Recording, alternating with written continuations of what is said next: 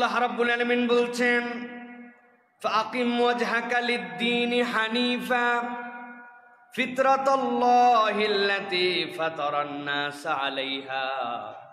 আল্লাহ বলছেন আমি রব্বুল আলামিন কিয়ামত পর্যন্ত অনাগত মানুষ আদম আলাইহিস সালাম থেকে শুরু করে সকলকে নির্দেশনা দিলাম ফাকিম ওয়াজহাকা লিদ-দীনি হানিফা, আল্লাহর জন্য একনিষ্ঠভাবে আল্লাহর দ্বীনের দিকে তোমার দিলকে রুজু করে দাও, এদিক সেদিক দৌড়ায়ও না, তোমার দিলকে আল্লাহর জন্য রুজু করো। আল্লাহ এরপরে বান্দাকে জানাচ্ছেন ফিতরাতাল্লাহিল্লাতী ফাতারান-নাস আলাইহা, আল্লাহ রাব্বুল আমিন নিজের ফিতরাত যেটা সত্যের উপরে, আল্লাহর ফিতরাত যেটা স্বাভাবিকতার উপরে, মানুষের জন্য কাঠিন্যকে আল্লাহ রাব্বুল আলামিন ধার্য করেন নাই, এমন কাজ দিয়ে বান্দাকে পরীক্ষা করা হয় নাই যেই কাজ বান্দা করতে পারবে না, আর করতে না পারলে পরীক্ষক আল্লাহ বান্দার ওই কাজ দেখে মজা পাবেন। আল্লাহ এরকম কোনো কাজ বান্দাকে দেন নাই। আল্লাহ এই জন্য বলছেন ফিতরাত আল্লাহ, আল্লাহর স্বভাব যেটা আল্লাহ রাব্বুল আলামিন প্রাকৃতিকভাবে তোমাদেরকে দিয়েছেন, আল্লাতী ফাতারান-নাস আলাইহা, আল্লাহ প্রত্যেকটা অন্তরকে আল্লাহর দিকে মুখাপেক্ষী হওয়ার যোগ্যতা দিয়েই আল্লাহ সৃষ্টি করেছেন। সুবহানাল্লাহ।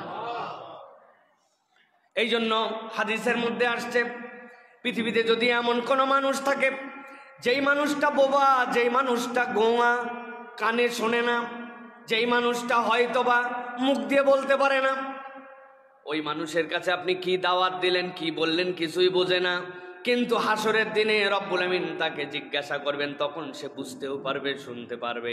তাকে কেবল জিজ্ঞাসা করা হবে তোমার রব কোথায়, ওই বান্দা হাতের দিকে ইশারা করে যদি আসমানের দিকে ইশারা করে, আল্লাহ ওই বান্দার ফিতরাতের উপরে এটাকে গ্রহণ করে বান্দাকে মাফ করে দিবে। এই জন্য আল্লাহ রাব্বুল আমিন নির্দেশ দিচ্ছেন ফিতরাতাল্লাহ আল্লাতী ফাতারান-নাস আলাইহা, দুনিয়ার মানুষ তোমার অন্তরের ফিতরাতকে তুমি ঠিক রাখো। তোমার অন্তর আল্লাহ সৃষ্টি করেছেন, অন্তরের ফিতরাত হচ্ছে হক সন্ধান করা, অন্তরের ফিতরাত হচ্ছে আল্লাহমুখী হওয়া, অন্তরের ফিতরাত হচ্ছে মিথ্যার দিকে না যাওয়া, অন্তরের ফিতরাত হচ্ছে এক ইলাহকে গ্রহণ করে নেওয়া। কোনো বান্দা যদি তার অন্তরের ফিতরাতটা একবার ঠিক করতে পারে, আল্লাহ বলছেন বাকি বিষয় আল্লাহ সহজ করে দিবেন। কেননা ওয়াসওয়াসা দেওয়ার জায়গা কিন্তু ওইটা, বাহিরের মানুষ যতটুকু ওয়াসওয়াসা না পায়, অন্তরের ভিতরে বান্দাকে তার থেকে বেওয়াসওয়াসা দেওয়া হয়। এই জন্য অন্তর ঠিক করা সকলের আগে দায়িত্ব। সুবহানাল্লাহ। আবার এই অন্তর ঠিক করার ক্ষেত্রেও ওই জায়গাতেও সরিষার মধ্যে ভূত হয় না, ওই সরিষার মধ্যে আবার ভূত আছে, বলে বাহিরের পর্দা উঠাও, অন্তরের পর্দায় আসল পর্দা, বলে না ভাই? ওইটা হচ্ছে সরিষার মধ্যে আবার ভূত ঢুকাইছে। তো ইসলাম এবং আল্লাহ রাব্বুল আলামিন আপনার আমার জন্য দায়িত্ব দিয়েছেন যে অন্তর তার ফিতরাত অনুযায়ী আপনাকে ঠিকঠাক তাকে তার ফিতরাতের উপর রাখতে হবে। অন্তরের ফিতরাত সবসময় মনে রাখবেন, অন্তরকে আল্লাহ মুখী করে তৈরি করেছেন। সুবহানাল্লাহ। এটা এক নম্বর। এখন টাস্ক কি আমাদের, কিভাবে আমরা অন্তরকে আল্লাহমুখী রাখবো? দুটো জিনিস বলবো প্রিয় ভাইয়েরা। প্রতিদিন নিজের অন্তর নিজে পরীক্ষা করেন যে আমি কি আমার মন পছন্দ জিন্দগিতে চলতেছি না আল্লাহ পছন্দ, বাস একটা ইয়েস অর নো। দুই নম্বর যেটা বলবো প্রিয় ভাইয়েরা, নিয়মিত নিজের কাজের আত্মসমালোচনা করার জন্য চেষ্টা করেন। আমি যা করি সব ঠিক, দুনিয়ায় আমার থেকে বড় ঠিক আর কেউ নাই, এইরকম ধারণা করার লোক এখন 99%, ঠিক না ভাই? তার বুঝের উপর আর কোনো বুঝ নাই, হে যেটা বুঝে এর থেকে উন্নত বুঝ আর কারোই নেই। তার মানে কি বুঝলেন আপনি? আপনার বুঝের কাছে আপনি নিজের অন্তরের কাছে আপনি ওয়াত্তাবা হাওয়া, আপনি আপনার অন্তরের অনুসারী হয়ে গেছেন। আল্লাহ বলছেন ফামাসালুহু কামাসালিল কালব, এই ব্যক্তির আর কুত্তার মধ্যে কোনো পার্থক্য নাই। আল্লাহ বলছেন কুত্তার আবার খারাপ মনে করো না, খারাপ মনে করে কুত্তার উদাহরণ দেন নাই আল্লাহ। আল্লাহ বলছেন ইন তাহমিল আলাইহি ইয়ালহাস আও তাতরুকু ইয়ালহাস, কুত্তার চরিত্র হচ্ছে ও গরমে হোক শীতে হোক, ক্ষুদায় লাগুক না লাগুক, কেউ দাবড়ান দিক দাবড়ায় না দেখ, ওর পিপাসা লাগলে জিহ্বা বের করে লাল ফেলায়, ওই ব্যক্তির চরিত্র যে নিজের অন্তরের অনুগামী হয়েছে আল্লাহর থেকে দূরে সরায়া, ওর অভাব মিটবে না, ওর হাপিত্যেশ যাবে না, ওর লোভ যাবে না, ওর শান্তি হবে না। শীত গরম, টাকা না টাকা, সুন্দরী বউ অসুন্দরী বউ, বাড়ি আছে না আছে, আল্লাহ বলছেন আমি চ্যালেঞ্জ দিলাম, অন্তরের অনুগামী হইছ, তোমার মধ্যে থেকে কখনো অশান্তি এটা দূর হবে না। নাউজুবিল্লাহ। অতএব প্রিয় ভাইরা, 1 নম্বর অন্তরকে তার ফিতরাতের দিকে ফেরত আনাতে হবে। অন্তরের ফিতরাত আল্লাহমুখী হওয়া, অন্তরের ফিতরাত আল্লাহর অনুগামী হওয়া। কেননা কুলির রূহ মিন আমরি রব্বি, এটা তো আল্লাহর নির্দেশনা। তাহলে আল্লাহ যাকে সৃষ্টি করেছেন সেটা আল্লাহ তার আনুগত্য করার উপযুক্ত করেই সৃষ্টি করেছেন। সুবহানাল্লাহ। সুতরাং এটা হচ্ছে 1 নম্বর বিষয় প্রিয় ভাইরা। 2 নম্বরে, গোপনে করা গুনাহ লুকিয়ে ঠিক করে ফেলা। খুব বড় পয়েন্ট। আমাদের অনেক গুনাহ আছে আমরা যেগুলি গোপনে করি, কিন্তু ওই গোপনে গুনাহটা আমরা গোপনে করি বলে আমরা ওইটাকে ঠিক করি না। আপনি যদি আপনার অন্তরকে, ভেতরটাকে সুসজ্জিত করতে চান, তাহলে গোপনে করা গুনাহ লুকায়া লুকায়া ঠিক করে ফেলা। আমার কথা নয়, আল্লাহ রাব্বুল আলামিন বলছেন সূরা নিসা, কোরআনের 4 নম্বর সূরা 108 নম্বর আয়াতের মধ্যে আল্লাহ বলছেন ইয়াস্তাগফুনা মিনান নাসি ওয়া লা ইয়াস্তাগফুনা মিনাল্লাহ। ওই ব্যক্তিরা তো মানুষের থেকে গোপন করতে চায়, এমন কিছু করছি দুনিয়ার কেউ দেখে নাই, এমন ভাবে করলাম, এমন কৌশলে মার দিলাম, এমন টেকনিক্যালি কাজটা করে ফেললাম, দুনিয়ার কেউ দেখে নাই। আল্লাহ বলছেন ওই মানুষেরা মানুষের থেকে গোপন করতে পারে। ওয়ালা ইয়াস্তাগফুনা মিনাল্লাহ, কিন্তু আল্লাহ থেকে তো তুমি কিছুই গোপন করতে পারো না। ওয়া হুয়া মাহুম, আল্লাহ তখনও তাদের সাথে ছিলেন। ইয ইউবাইয়িতুনা মা লা ইয়ারদা মিনাল কওল, যখন তারা গোপনে গোপনে রাত্রেবেলা তার বাড়িতে যেই কথা আল্লাহ পছন্দ করেন না ওই রকম বিষয় নিয়ে আলোচনা করছিল। আল্লাহ বলছেন মানুষ দেখছে না, কেউ জানছে না, বান্দা ভাবতেছে মানুষও দেখে না, আল্লাহও দেখে না, কিন্তু আল্লাহ রাব্বুল আলামিন বলছেন ইয ইউবাইয়িতুনা মা লা ইয়ারদা মিনাল কওল ওয়া কানা আল্লাহু বিমা ইয়ামালুনা মুহীতা। আল্লাহ বলছেন ও দুনিয়ার মানুষ, রবের ব্যাপারে এরকম ধারণা খবরদার করিস না। আমি আল্লাহ রাব্বুল আলামিন তোর চারিপাশ দিয়ে ঘেরাও দিয়ে রেখেছি। তুই যখন বাড়িতে একা, যখন গোপনে গোপনে তুই যখন কথা বলিস, আল্লাহ বলছেন দুনিয়ার কেউ না জানলেও বান্দা যেন এইটা বোঝে যে তার রব এইটা জানেন। বান্দা যদি একবার এইটা বোঝে, আল্লাহ রাব্বুল আলামিন বলছেন তাহলে গোপনের গুনাহটা সে গোপনেই আল্লাহ রাব্বুল আলামিনের কাছ থেকে লুকায় লুকায় মাপ নেওয়ার জন্য চেষ্টা করবে। অনেক মানুষ আছে গোপনের গুনার কথা আবার প্রকাশ্যে বলে বেড়ায়। আমি এই সময় একটা কাজ করছিলাম ভাই, কেউ জানে না, মানে উনি এটা ফখর করে বলতেছে, এটা হচ্ছে সবচেয়ে কপাল পোড়া মানুষ, সবচেয়ে কপাল পোড়া। যখন কিয়ামত হয়ে যাবে আল্লাহ রাব্বুল আলামিন তার একদল বান্দাকে তার একটা চাদরের মধ্যে নিয়ে আসবেন। নিয়ে আসার পরে ওই বান্দার আমলনামায় যদি 2টা গুনাহ না থাকে, শিরিক আর জুলুম, শিরিক আর জুলুম, এই জুলুমের আবার একটা লেয়ার আছে। ওই জুলুমের একটা হচ্ছে বান্দার হক নষ্ট করা, এই জুলুমের এই পার্ট আর শিরিক যদি না থাকে, আল্লাহ বান্দাকে ডাকবেন, ডেকে বলবেন বান্দা এই গুনাহ করছিলি। বান্দা তো অস্বীকার যাওয়ার কোনো উপায় নেই, বান্দা মাথা হালায় শুধু হ্যাঁ হ্যাঁ করবে। আল্লাহ শেষে বলবেন আমি ছিলাম সাত্তারুল উয়ুব, তোর গুনাহগুলাকে আমি গোপন রাখছিলাম বান্দা, দুনিয়ার কেউ জানে না, আজকেও কাউকে জানতে দিলাম না, এই পাবলিকেরা জানবেই না তোর গুনাহ আছে, আমি গোপন গুনাহ তোরে গোপনে মাফ করে তোরে জান্নাতের পথে ঠেলে দিলাম। কাদের জন্য এটা?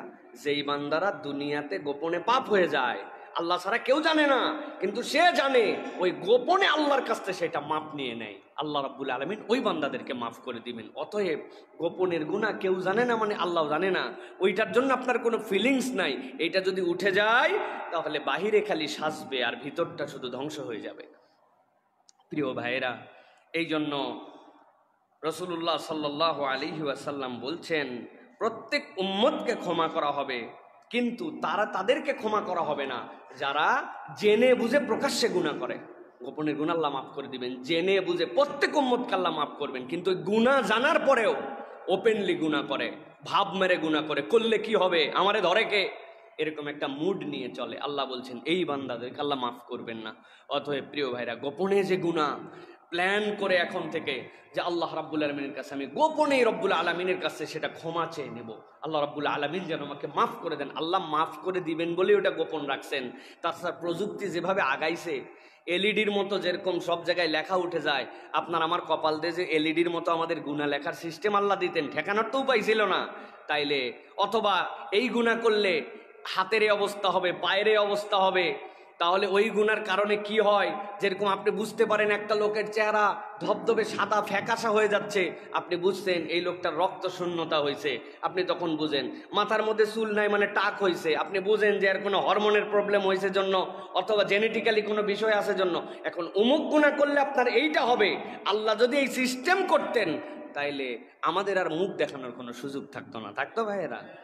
আবার উম্মতে মুহাম্মদের জন্য আল্লাহ একদম সমূলে ধ্বংসও করবেন না, আল্লাহ রাব্বুল আমিন তাদেরকে একবারে ধ্বংসও করে দিবেন না। এটা রাসূলুল্লাহ সাল্লাল্লাহু আলাইহি ওয়াসাল্লামের দ্বারা আমাদের জন্য রহমত। তো সেই হিসাবে বান্দা যখন গোপন গুনাহ করে, এই গোপনের গুনাহ গোপনে আল্লাহর কাছে ক্ষমা নিতে হয়। কাজ হচ্ছে দুইটা আছে এই ক্ষেত্রে, একান্তে কিছু কাঁদাকাটি করা আল্লাহর কাছে, একান্তে কেউ জানবে না এরকম ভাবে আল্লাহর কাছে কাঁদাকাটি করা, আর গোপন গুনাহ প্রকাশ্যে না বলে গোপনে তওবা করা। খবরদার আমার অমুক গুনাহ আছে এটা কারো কাছে বলতে যাবেন না, আবেগে হুজুরের কাছেও বলবেন না যে হুজুর আমি তো এই গোপনে গুনাহ করে ফেলছি, এখন কি করব ভাই, আপনি তো শিখেই গেছেন আল্লাহর কাছে গোপনে গুনাহ গোপনে তওবা করতে হবে, এটা আল্লাহর আপনার মধ্যে সম্পর্ক। অতএব আল্লাহ রাব্বুল আমিন বান্দাকে মাফ করবেন, তবে মনে করে করে সেইগুলো আল্লাহর কাছ থেকে ক্ষমা নেওয়ার জন্য চেষ্টা করতে হবে প্রিয় ভাইরা। এটা হচ্ছে 2 নম্বর বিষয়। 3 নম্বরে, আত্মা যদি আমাদের কলুষিত হয়ে যায় তাহলে বাহ্যিকতার মূল্য আর আল্লাহর কাছে থাকে না। ভালো করে বুঝেন, আমার আত্মা নষ্ট হয়ে গেছে, তাহলে বাহ্যিক সৌন্দর্য যদি আমি কি করব? আমরা অনেক সময় বাহ্যিক সৌন্দর্যে, বাহ্যিক আচরণে অনেক বেশি আমরা অ্যাক্টিভ হই, অনেক বেশি চর্চা করি।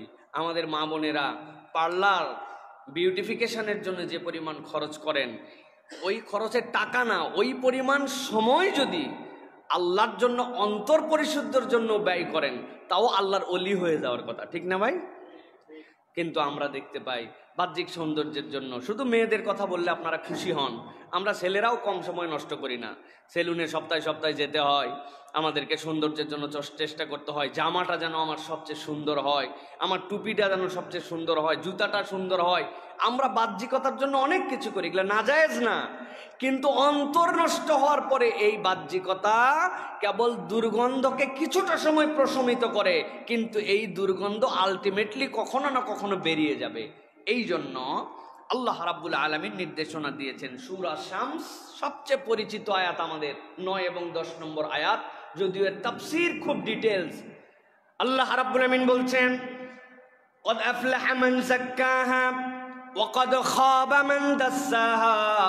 আল্লাহ বলছেন সফল হয়ে গেছে সে, সুন্দর পাঞ্জাবি পরেছে যে, তাই তো না? আল্লাহ রাব্বুল আমিন বলছেন কদ আফলাহা মান যাক্কাহা, আল্লাহর কাছে সফল হয়ে গেছে সে যে তার অন্তরকে পবিত্র করে ফেলেছে। ইমাম ইবনে কাসির রাহমাতুল্লাহি আলাইহি বলছেন আল্লাহ রাব্বুল আমিন যাক্কাহা যেটা বলেছেন, এর দ্বারা রব্বুল আমিন মূলত বুঝাতে চেয়েছেন আল্লাহ দুনিয়ার সব মানুষকে মাফ করে দিবেন। এই একটা কথার উপরে আল্লাহ রাব্বুল আলামিন কোনো বান্দাকে যদি শিরিক থেকে মুক্ত রাখেন, বিদআত থেকে মুক্ত রাখেন, ওই বান্দার জীবনে যদি শিরিকের সাথে সম্পর্ক না থাকে, আল্লাহ সব বান্দাকে কোনো না কোনো অবস্থায় মাফ করে দিবেন। সুতরাং সবচেয়ে বড় হচ্ছে কদ আফলাহা মান যাক্কাহা, মানে হচ্ছে যে তার অন্তরকে শিরিক আর কুফর থেকে মুক্ত করেছে। আল্লাহ রাব্বুল আমিন বলছেন ওয়াকাদ খাবা মান দাসসাহা, আর যে এর মধ্যে লিপ্ত হয়ে গেছে, দুনিয়ায় হাজার হাজার কোটি টাকা দান করে, এমন ফাউন্ডেশন বানায় রাখছে যেই ফাউন্ডেশন দিয়ে পুরা পৃথিবীর মধ্যে সবচেয়ে বড় চ্যারিটি ওয়ার্ক করে, ডোনেশন করে, কিন্তু অন্তরের মধ্যে শিরিক আছে। একত্ববাদ মানে না, ত্রিতত্ত্ববাদে বিশ্বাসী, আল্লাহ বলছেন সে ধ্বংস হয়ে গেছে। অতএব যার অন্তর ঠিক হয়েছে, আল্লাহ বলছেন সে ঠিক হয়ে গেছে। আর যার অন্তর নষ্ট হয়ে গেছে, তাকে আল্লাহ রব্বুল আলামিনের কাছে এক পয়সাও তার দাম নাই। খুব সাবধানে প্রিয় ভাইরা, এই জন্য আমরা আমাদের অন্তরকে অনেক সময় নিজেদের মতো করে নষ্ট করে ফেলছি। আমরা কাটাকাটির খেলায় বিশ্বাসী। এখন কাটাকাটির খেলা জানেন তো না ভাই?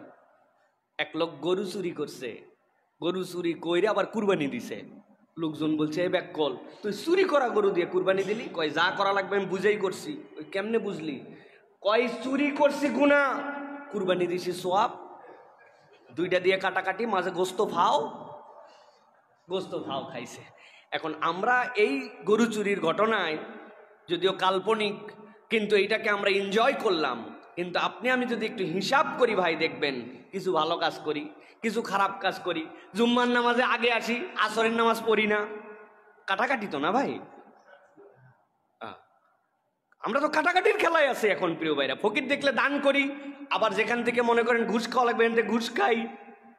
আমরা এই যে কাটাকাটির খেলায় আছি। আল্লাহ বলছেন এই অন্তরটা তোমার শুদ্ধ হয় নাই। মুফাসসিররা এই জন্য বলছেন বিশুদ্ধ অন্তর বানানোর জন্য 10টা দিকে সবসময় মনোযোগ রাখতে হয়। 1 নম্বর তাওহীদ, 2 নম্বর ইস্তিগফার, 3 নম্বর সহিহ নিয়ত, 4 নম্বর নফসকে দোষারোপ করার মানসিকতা। আমি ঠিক ন, আমার নফসকে আমি দোষারোপ করব, ওকে পাত্তা দেওয়া যাবে না। 5 নম্বর সৎসঙ্গ, সৎসঙ্গে না থাকলে এটা লাইন মতো থাকবে না। 6 নম্বরে সব সময় নিজের অহংকার, নফসের অহংকারকে দমায় রাখা। আমার নফস একটা অহংকারী হয়ে উঠতেছে, এটাকে দমায় রাখতে হবে। 7 নম্বর হালাল রিজিকের অনুসন্ধান করা। এরপরে 8 নম্বর নফসের সাথে জিহাদ করা। 9 নম্বর সব সময়ে আল্লাহ রাব্বুল আলামিনের কাছে গোপনে ক্ষমা চাওয়ার মেন্টালিটি নিয়ে থাকা। 10 নম্বরে অনেক কাজ প্রকাশ্যে করি, যেটা আমাদের মধ্যে অনেক না চাইলেও রিয়া নিয়ে আসে, গোপন আমল করা।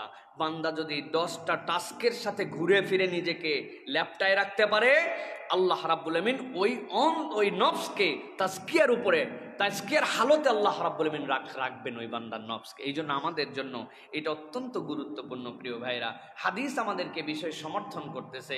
নবীজি সাল্লাল্লাহু আলাইহি ওয়াসাল্লাম বলছেন ইন্নাল্লাহ তাআলা লা ইয়ানজুরু ইলা সুওয়ারিকুম, আল্লাহ রাব্বুল আমিন তোমাদের বডি দেখেন না, আল্লাহ রাব্বুল আমিন তোমাদের বাহ্যিক রূপ দেখেন না, ওয়া আমওয়ালিকুম তোমাদের সম্পদ কত আল্লাহ দেখেন না, ওয়ালাকিন ইন্নামা ইয়ানজুরু ইলা কুলুবিকুম ওয়া আমালিকুম, আল্লাহ তোমার অন্তর দেখেন আর তোমার আমল দেখেন। বান্দা তুমি কোন অন্তর নিয়ে আল্লাহর কাছে হাজির হয়েছিলে, তুমি কোন আমল আল্লাহ রাব্বুল আমিনের জন্য ডেডিকেটেড করেছিলে, এইটা আমাদের জন্য খুব গুরুত্বপূর্ণ প্রিয় ভাইরা। তাহলে এটা গেল 3 নম্বর প্রিয় আমাদের জন্য কাজ।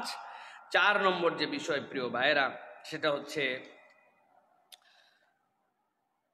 গোপন বিচারক হওয়া নিজের প্রতি। আমি নিজেই আমার নিজের বিচারক। কিভাবে সম্ভব? কোরআনে বিষয় আমাদেরকে কি নির্দেশনা দিচ্ছে? নিজে নিজের গোপন বিচারক আমি কিভাবে হতে পারি? আল্লাহ রাব্বুল আমিন বিস্তারিত বিষয়ে কথা বলেছেন সূরা কিয়ামাহ, সূরা কিয়ামার 11 নম্বর আয়াত থেকে 15 নম্বর আয়াত। দেখবেন আল্লাহ রাব্বুল আমিন কি চমৎকার করে আপনার আমার জন্য জানিয়েছেন। আল্লাহ রাব্বুল আমিন বলছেন ইয়াকুলুল ইনসানু ইয়াওমাইযিন আইনাল মাফার, এমন একদিন আসবে যেই দিন বান্দা আল্লাহ রাব্বুল আমিনের সামনে যে বলবে রব পালাবার জায়গা কোথায়? কোনো জায়গা তো আর পাচ্ছি না, পালাবো কোথায়? আজকে আমি পালাবো কোথায়? গোপন হব কোথায়? গোপন হওয়ার তো আর কোনো জায়গা নাই। আল্লাহ বলছেন কাল্লা লা ওয়াজার ইলা রাব্বিকা ইয়াওমাইযিন মুস্তাকার। আল্লাহ রাব্বুল আমিন বলছেন ওই দিন আল্লাহ রাব্বুল আমিনের সামনে থেকে পালানোর আর কোনো জায়গা থাকবে না। বান্দা আল্লাহ রাব্বুল আমিনের পাকড়াওয়ের মধ্যে চলে আসবে। বান্দা যতই সার্কেল করুক, যতই ঘুরুক, রব্বুল আমিনের সামনেই বান্দাকে চলে আসতে হবে। আল্লাহ রাব্বুল আমিন বলছেন কেবল আসবেই না, বান্দা ইউনাব্বাউল ইনসানু ইয়াওমাইযিন বিমা কদ্দামা ওয়া আখার, তার আগে কি প্রেরণ করেছে, পেছনে কি ছেড়ে এসেছে, আল্লাহ বলছেন সবগুলা তাকে বুঝায় দেওয়া হবে। শব্দ দুইটা ভালো করে আবার খেয়াল করেন, আরেকবার বলি।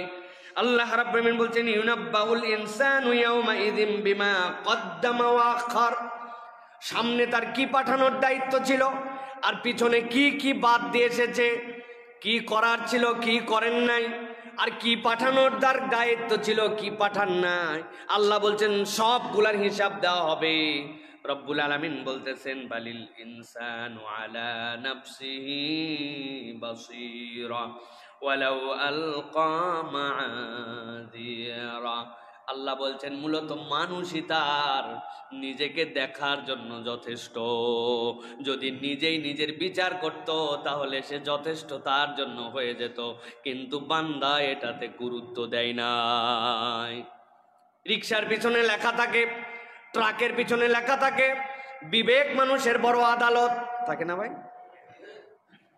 কথাটার ভার অনেক। আল্লাহ রাব্বুল আলামিন এই জন্য বলছেন বান্দা তুমি তোমার নিজের বিচারক হও, তুমি নিজেকে নিজে একটু হিসাবের মধ্যে ফেলো। আমার চলা, আমার বলা, আমার কার্যক্রম, আমার ধরন একটা প্যাটার্নে চলতেছে, একটা ভাবের দুনিয়ায় চলে আসছে, একটা মুডের দুনিয়ায় চলে আসছে, একটা ফরমেশনের মধ্যে ঢুকে গেছি। আমার জীবনই এইরকম, এই খাওয়া পড়া বাঁচার শোয়া, স্কুলে যাওয়া আসা, চাকরি, আবার খাওয়া পড়া, চলাফেরা, বাঁচা। আমরা মনে করছি আমার জীবনের গণ্ডি এইটা। আল্লাহ বলছেন একটুখানি বিচার করো আবার। বালিল ইনসানু আলা নাফসিহি বাসীরা, সে তার অন্তরের ব্যাপারে বাসারত দেওয়া আছে, সে কিন্তু হিসাব করতে পারে। অতএব আমরা যদি আমাদের নিজেদের ক্ষেত্রে নিজেরা একটু বিবেচনায় নিয়ে আসি, তাহলে আমার ভুলগুলো, আমার সঠিকগুলো আমার সামনে অনেকাংশে ধরা পড়তে বাধ্য। রাসূলুল্লাহ সাল্লাল্লাহু আলাইহি ওয়াসাল্লাম থেকে বর্ণনা এসেছে এর উপরে আলাদাভাবে যে আল্লাহ রাব্বুল আলামিন ওই বান্দাগুলাকেই পছন্দ করেন যেই বান্দাগুলা ইহতিসাবের জীবন চালায়। ইহতিসাব মানে কি ভাই? কতবার এই হাদিস শুনছেন আপনারা, মান সামা রমাদানান ঈমানান ওয়া ইহতিসাবান, মান কামা রমাদানান ঈমানান ওয়া ইহতিসাবান, মান কামা লাইলাতুল কদরি ঈমানান ওয়া ইহতিসাবান। ঈমান আর ইহতিসাবের সাথে যেই ব্যক্তিরা নামাজ পড়বে, রোজা রাখবে, লাইলাতুল কদরে দাঁড়াবে, আল্লাহ তার অতীতের সব গুনাহ মাফ করবেন। জোরে বলুন সুবহানাল্লাহ, জোরে বলুন সুবহানাল্লাহ। তো বলি, কিন্তু ঈমানটা কি আর ইহতিসাবটা কি বুঝলাম না। ঈমান না বুঝলাম, ইহতিসাব বুঝলাম না। সুবহানাল্লাহ জোর কিন্তু ঠিক আছে। ইহতিসাব কি আমাদের? ইহতিসাব মানে হচ্ছে ওই বান্দা হিসাব করে করে, বুঝে বুঝে, গুনে গুনে, আত্মসমালোচনা করে কেন করতেছি এইটা হৃদয় থেকে উপলব্ধি করে যখন ওই কাজ করবে ঈমানের সাথে, আল্লাহ তখন ওই বান্দাকে মাফ করবে। আমাদের উপলব্ধির জায়গাটা দুর্বল হয়ে গেছে প্রিয় ভাইরা, আমরা উপলব্ধি করি না। করা লাগবে, রিচুয়াল করে যাচ্ছি, সবাই করে তাই করতেছি, মানে একদম গতানুগতিক একটা কাজ এটার মধ্যে নিয়ে আসছি আমরা প্রিয় ভাইরা। এই জন্য অনেক সালাফদের থেকে দেখা যায় যে তারা দুইটা কাজ করতেন। একটা হচ্ছে দিনলিপি লেখা, পুরোটা না, কি ভালো করছে কি খারাপ করছে, একটা দিনলিপি তারা লিখে রাখতেন যে আজকে আমি কি ভালো কাজ করছি, আজকে আমি কি খারাপ কাজ করছি। এটার জন্য তারা হিসাব রাখতেন যে আমার এদিকে তাকানোর কথা ছিল না, আমি তাকিয়ে ফেলেছি। হ্যাঁ, একটা ইয়ারকি ফাজলামি করতে করতে একটা গালি দিয়ে বসেছি। হ্যাঁ, বিনা অজুহাতে একটা মিথ্যা কথা মুখ দিয়ে বাড়ায় গেছে, এটা না করলেও পারতাম। আমার এই খারাপ কাজ, আমার ভালো কাজ কি? আলহামদুলিল্লাহ, অমুক মানুষটার রাস্তা পার হওয়ার সময় হাত ধরে পার করে দিছি, অমুক লোকের একটা উকিল ধরায় দিছি, সে বিপদে ছিল, অমুক জায়গায় একটা প্রয়োজন ছিল, আমার প্রয়োজন ছিল না, ওই ভাইয়ের প্রয়োজনে একটু হাজত মেটানোর জন্য চলে গেছি, দুইটা ভাইকে একটু নামাজের জন্য দাওয়াত দিছি, একটা ভাইয়ের মুখে দাড়ি নাই, একটু বুঝায় সুজায় তাকে অনুরোধ করছি যে ভাই নবীর সুন্নতটা রাখেন। এগুলো আমার ভালো কাজের তালিকা। আর আমার খারাপ এই জিনিসগুলো হয়ে গেছে, এটা এক নম্বর, যে গোপনের বিচারক হওয়া নিজের প্রতি। আমার হিসাবই নাই, আমি কেমনে কি করব ভাই। 2 নম্বর হচ্ছে আত্মনিন্দার অভ্যাস করা। আত্মসমালোচনা একটা, আত্মনিন্দা একটা, নিজের আত্মাকে নিজের নিন্দা করা যে তুই এরকম করলি। আল্লাহ রাব্বুল আলামিন যদি এইটা জানায় দিত তাহলে কি অবস্থা হতো। নিজের আত্মাকে নিজে নিন্দা করা। আমি তো খালি পকের উপরে আছি, সবাই খালি আমার পামের উপরে রাখে, আমি ফুলে ফুলে আসমানে উঠে আসি, আমার আত্মাও খুশিতে বাকবাকুম হয়ে আছে, কিন্তু এই আত্মার অবস্থা খারাপ। এ দুনিয়া চিনে, কাজ চিনে, সব চিনে, নতুন একটা আমলে আত্মা যুক্ত করতে পারে নাই। ঠিক 10 বছর একটা আয়াত মুখস্থ করতে পারো না, ঠিক তোমার প্রতি। একটা নবীর হাদিস তুমি মুখস্থ করতে পারো না, ঠিক তোমার প্রতি। এখন পর্যন্ত তুমি ঠিকঠাক মতো সানার অর্থ জানো না, দোয়ায় কুনুতের জায়গায় তুমি কুলু আল্লাহ পড়া যাবে কি যাবে না এই মাসলা তালাশ করো, তুমি মানুষের জানাজার পিছনে দাঁড়ায়া জানাজার দোয়া মুখস্থ করতে পারো না, ঠিক আত্মা তোমার প্রতি, তুমি কিসের দুনিয়ায় মানুষের রূপ নিয়ে ঘোরাফেরা করতেছো? আপনি যখন নিজেকে দিক দিবেন তখন আপনার কাজের স্পিড আসবে। আমি তো আমার আত্মবিচার করতেছি, আমার তো তাহলে ঠিক করা দরকার। আমার জানাজার পেছনেও তো এরকম বহুত লোক দাঁড়ায় যাবে, এইগুলা মুইতে পানি নাই, ডান হাতের উপরে বাম হাত না বাম হাতের উপরে ডান হাত জানে নাই, কারণ আমার অবস্থা তো তাই। এটা আত্মসমালোচনার জায়গা। এক বাপ নাকি অন্ধ ছিলেন, চোখে কম দেখতো, তো এই চোখে কম দেখার জন্য আগেকার মানুষ মাটির প্লেটে খেত। তো এই মাটির প্লেট রাখতে যে পরিমাণ বুঝতে পারতো না যে কত উঁচু কত নিচু, মাটির প্লেট ভেঙে ফেলতো। খাওয়ার সময় যখন খেত এদিক ওদিক ভাতের দানা ছড়ায় পড়তো। তো বাপের সন্তান আর ছেলের বউ এটা খুব অপছন্দ করছে যে এটা কি আনস্মার্ট কালচার, খালি ভাঙে ফেলে।